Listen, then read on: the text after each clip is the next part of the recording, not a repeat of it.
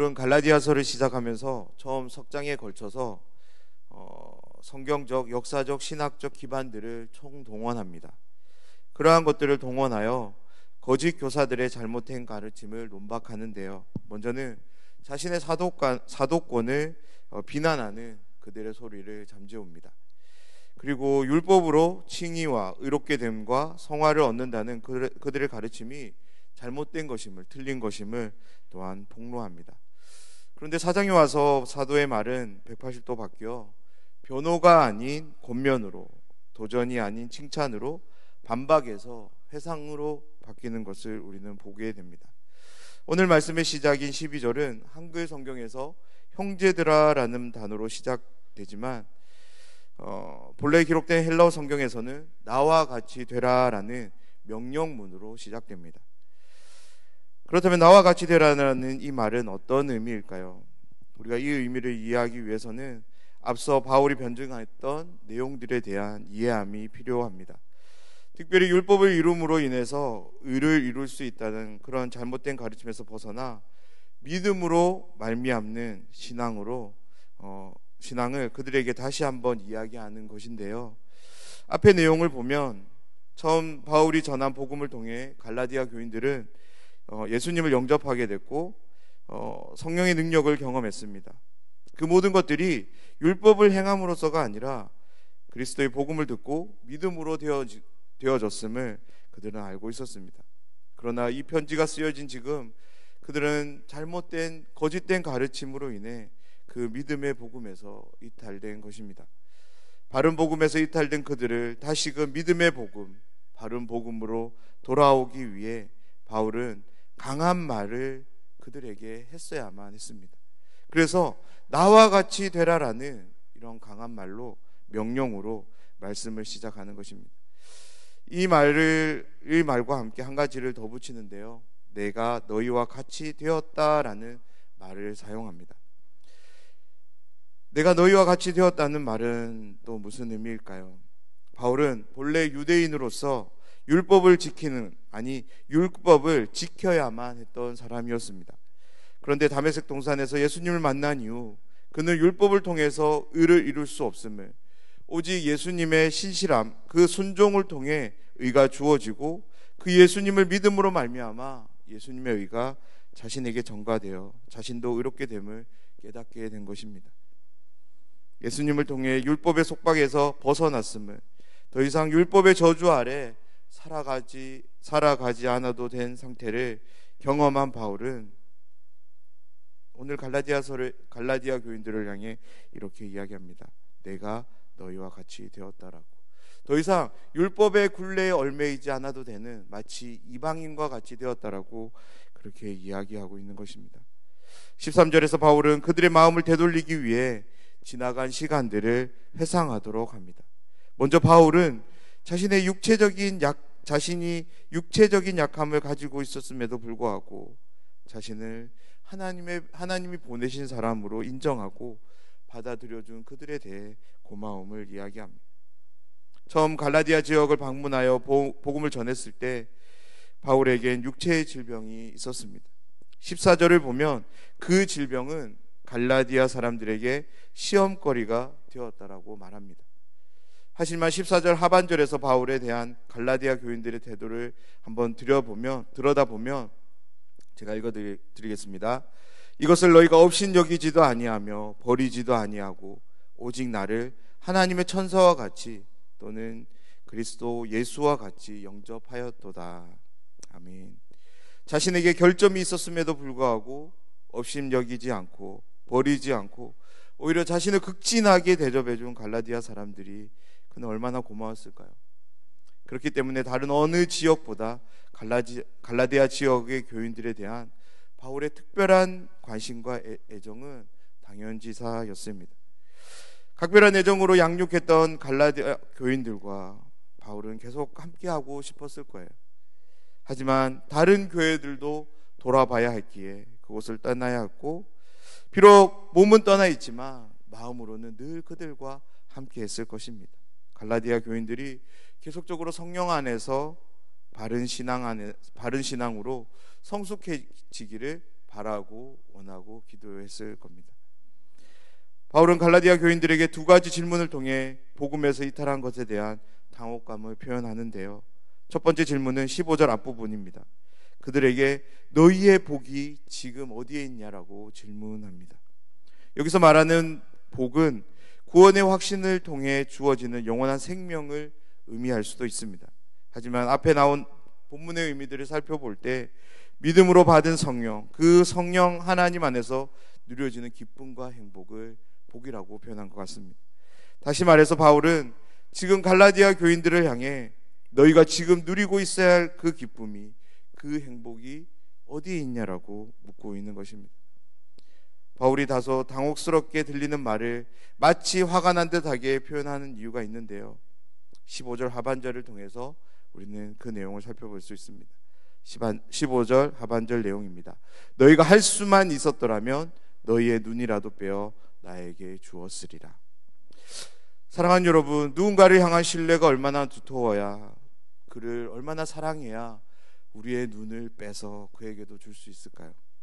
과거 갈라디아 교인들에게 있어서 바울은 그런 사람이었습니다. 바울을 통해 복음을 전해 듣고 예수님을 믿음으로 말미암아 성령을 받게 되었을 때 그 기쁨이 너무 커서 그들은 어떤 식으로든 바울을 도우려 했습니다. 고난도 기꺼이 받으려 했습니다. 심지어 자신의 눈이라도 빼어줄 만큼 그들은 바울에 대한 두터운 신뢰, 사랑을 보여주었습니다. 바울은 그들의 사랑의 수고를 보면서 그들 안에 성령 하나님의 역사하고 계심을 볼 수 있었고 확정할 수 있었습니다. 하지만 지금 복음에서 이탈되었다는 그들의 소식을 들었을 때 바울은 비통해하지 않을 수 없었던 것입니다. 철석같이 믿었던 사람으로부터 배신당했을 때와 같은 그런 처절한 비통이 바울과 함께했던 것입니다. 그리고 한 번 더 그들을 향해 질문합니다. 16절 말씀입니다. 그런즉 내가 너희에게 참된 말을 함으로 원수가 되었느냐. 16절 말씀은 오해의 소지가 조금 있는 말씀인데요. 왜냐하면 바울이 갈라디아 교인들과 이제는 원수가 되었기 때문에 이러한 물음을 하는 것이 아닙니다. 바울의 이 물음은 자신이 이제는 더 이상 친구의 관계가 아니라 원수, 다시 말해서 적이 된 상황에 이르렀는지를 묻고 있는 것입니다. 거짓 교사들의 가르침을 받아들였기에 갈라디아 교인들에게 있어서 바울이 전한 메시지는 더 이상 복음이 될 수 없었습니다. 오히려 바울이 전한 메시지가 거짓 복음, 거짓 메시지가 되어버렸습니다. 갈라디아 교인들은 자신이 육체의 질병이 있었음에도 하나님이 보내신 사람으로 받아들이고 영접했습니다. 그리고 극진히 환대했습니다. 할 수만 있다면 자신의 눈이라도 빼어내어 그를 섬기고 도왔습니다. 바울을 그토록 믿고 따랐는데 알고 보니 그가 전한 복음이 거짓 복음이었습니다. 그는 거짓 사도였습니다. 사기꾼이었던 것입니다. 그런 바울에 대한 배신감, 갈라디아 교인들의 마음에 어떤 마음으로 함께 했을까요? 무엇보다 거짓 교사들이 바울을 대적하는 자들이었기에 그들은 바울에 대한 온갖 비난과 험담을 곁들여서 갈라디아 교인들을 미혹했을 것입니다. 그들과의 관계의 회복과 함께 다시금 갈라디아 교인들이 성령과 함께하는 바른 복음으로 나아가도록 하기 위해서 바울은 용기를 내는데요. 그러면서 거짓 교사들의 그 상황을 폭로합니다. 17절 말씀입니다. 그들이 너희에게 대하여 열심 내는 것은 좋은 뜻이 아니요 오직 너희를 이간시켜 너희로 그들에게 대하여 열심을 내게 하려 함이니라. 바울은 자신을 오해하고 있는 갈라디아 교인들의 생각으로 인해 위축될 수 있었습니다. 그들에게 더 이상 어떤 말로 권면하고 타이를 수 없는 그런 상황이 있었던 것 같습니다. 하지만 바울은 용기를 내어 직접적으로 거짓 교사들을 거론하며 그들이 너희에게 다가가는 것이 선하지 않다라고, 그들의 의도가 옳지 않다라고 강력하게 이야기합니다. 그들이 너희를 위하여 열심을 내는 것 같지만 실상은 너희와 나 사이를 떼어내고 너희들이 거짓 교사들에게만 집중할 수 있도록 그들을 위해 수고할 수 있도록 만들기 위해서라고 말씀합니다. 사랑하는 여러분, 거짓 교사들이 갈라디아 교인들과 바울을 떼어놓으려는 것이 단순한 인간적인 관계를 깨뜨리기 위함이 아님을 꼭 아셨으면 좋겠습니다. 왜냐하면 갈라디아 교인들은 계속적으로 바울을 통하여 복음의 자양분을 공급받아야 했습니다. 그런 자양분을 통하여서 계속적으로 성숙한 그리스도인으로 자라가야 했습니다. 그런데 거짓 교사들은 바울로부터 전해지는 이 복음의 자양분의 통로를 차단하려고 하는 것입니다. 반대로 자신의 거짓 가르침을 일삼기 위해서 바울과의 관계를 깨뜨리고 있는 것입니다. 갈라디아 교인들은 결정을 해야만 했습니다. 지금 자신들이 듣고 믿게 되어 확신하게 된 것과 이전에 바울에 의해 배운 것들, 둘 중에 무엇이, 어느 것이 진짜 복음인지를 분별해야만 했습니다. 이런 분별을 돕기 위해서 바울은 화제를 바꾸어 갈라디아 교인들에게 다시 한번 그들의 마음의 변화를 촉구를 도전합니다. 두 가지 방법을 사용하는데요. 첫 번째는 유화적 내용으로 갈라디아 교인들을 설득하려 합니다. 19절 말씀은 나의 자녀들아 라는 사랑스러운 말로 시작되는데요. 바울은 이 말을 통해서 갈라디아 교인들과 자신의 맺었던 관계가 어떠했는지를 다시금 떠오르게 만듭니다. 그들은 바울이 전해준 복음을 듣고 예수님을 믿게 되었습니다. 성령을 체험하게 되었고, 다시 말해서 그래서 바울은 그들에게 영적 아버지였던 것입니다.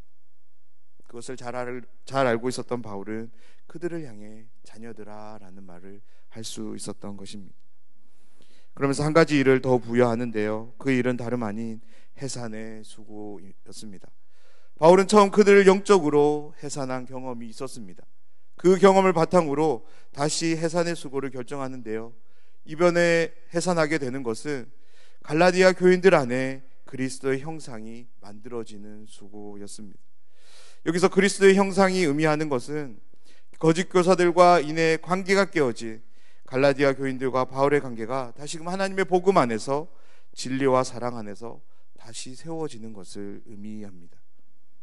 바울은 이 관계 회복을 위해 20절에서는 더 강력하게 이야기합니다. 내가 이제라도 너희와 함께 있어 내 언성을 높이려 함은 너희에 대하여 의욕이 있기 때문이다 라고 말합니다. 사랑하는 여러분, 오늘 말씀에서 거짓 교사들의 가르침에 빠져 참 복음에서 이탈된 갈라디아 교인들을 다시금 원래의 상태로 되돌리기 위해, 온전한 복음으로 되돌리기 위해 수고하는 바울의 모습을 우리는 볼 수 있었습니다. 한 교회를 향해 선보이는 바울의 열심이 우리의 열심이 되기를 간절히 소원합니다. 교회가 복음 안에서 성령과 진리 안에서 바르게 세워질 수 있도록 바울처럼 수고할 수 있는 우리 모두가 되었으면 좋겠습니다. 그런 점에서 오늘 하루 우리가 교회를 돌아보고 특별히 교회 공동체에서 이탈된 분들이 있는지 없는지를 한번 생각해 보았으면 좋겠습니다. 만약 그러한 분들이 생각나면 연락을 드리고 그분을 위해 짧은 시간이지만 기도하는 오늘 하루가 되었으면 좋겠습니다. 우리의 작은 실천이지만 이 실천들을 성령 하나님께서 모으셔서 우리 교회로 하여금 진리 안에서 성령 안에서 바르게 세워가실 줄 믿습니다. 무엇보다 우리 개개인이 진리와 성령 안에서 바르게 세워질 수 있도록 늘 그런 수고를 아끼지 않는 우리 모두가 되었으면 좋겠습니다.